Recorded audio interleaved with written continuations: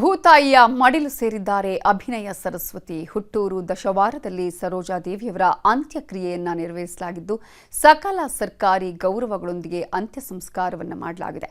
ತಾಯಿಯ ಸಮಾಧಿಯ ಪಕ್ಕದಲ್ಲೇ ನಟಿಯ ಅಂತ್ಯ ಸಂಸ್ಕಾರವನ್ನು ನೆರವೇರಿಸಲಾಗಿದ್ದು ಗೋವಿಂದ ಅಂತ ಹೇಳಿ ಸ್ಮರಿಸಿ ಅಂತಿಮ ವಿಧಿವಿಧಾನವನ್ನು ಮಾಡುವುದರ ಮೂಲಕ ಚತುರ್ಭಾಷಾ ತಾರೆಗೆ ಕಣ್ಣೀರ ಬೀಳ್ಕೊಡುಗೆಯನ್ನ ಕೊಡಲಾಗಿದೆ.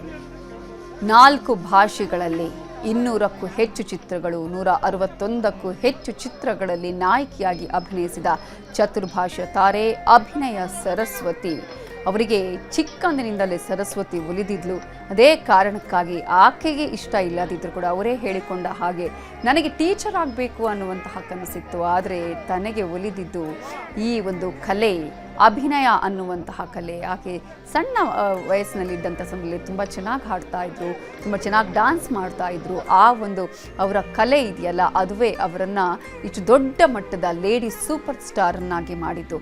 ಯಾವ ನಟಿಯೂ ಕೂಡ ಇಂತಹ ಒಂದು ಸಾಧನೆಯನ್ನು ಮಾಡೋದಕ್ಕೆ ಸಾಧ್ಯ ಇಲ್ಲದ ರೀತಿಯಲ್ಲಿ ಸರೋಜಾ ದೇವಿಯವರು 161 ಚಿತ್ರಗಳಲ್ಲಿ ನಾಯಕಿಯಾಗಿ ನಟಿಸಿದ್ದಾರೆ.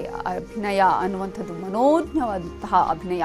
ಯಾವುದೇ ಪಾತ್ರವನ್ನು ಕೊಟ್ಟರೂ ಕೂಡ ಅದು ಪೌರಾಣಿಕವಾಗಿರಲಿ ಅಥವಾ ಕಮರ್ಷಿಯಲ್ ಚಿತ್ರ ಆಗಿರಲಿ, ಅಂತಹ ಎಲ್ಲ ಚಿತ್ರಗಳಿಗೂ ಕೂಡ ಅವರು ಅಲ್ಲಿ ನ್ಯಾಯವನ್ನು ಸಲ್ಲಿಸಿದ್ದಾರೆ. ಅದೇ ಕಾರಣಕ್ಕಾಗಿ ತಮಿಳು ಚಿತ್ರರಂಗ, ತೆಲುಗು ಚಿತ್ರರಂಗ, ಹಿಂದಿ ಚಿತ್ರರಂಗದ ಹಾಗೆಯೇ ಕನ್ನಡ ಚಿತ್ರರಂಗದ ಮಹಾನ್ ಮೇರು ನಟರುಗಳ ಜೊತೆಗೆ ಅವರಿಗೆ ಅಭಿನಯ ಮಾಡೋದಕ್ಕೆ ಅವಕಾಶ ಸಿಕ್ಕಿರೋದು.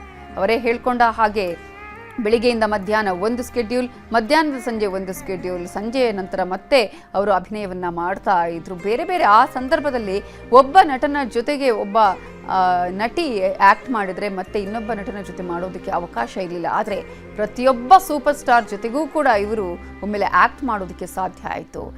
ಒಂದು ವರ್ಷದಲ್ಲಿ 13ರಿಂದ 14 ಚಿತ್ರಗಳು ರಿಲೀಸ್ ಆಗ್ತಾ ಇತ್ತು ಅಂತ ಹೇಳಿದರೆ ಇವರು ಯಾವ ರೀತಿಯಾಗಿ ಕಲಾ ಸೇವೆಯನ್ನು ಮಾಡಿದ್ರು ಅನ್ನೋದನ್ನು ನಾವಿಲ್ಲಿ ಗಮನಿಸಬೇಕಾಗತ್ತೆ.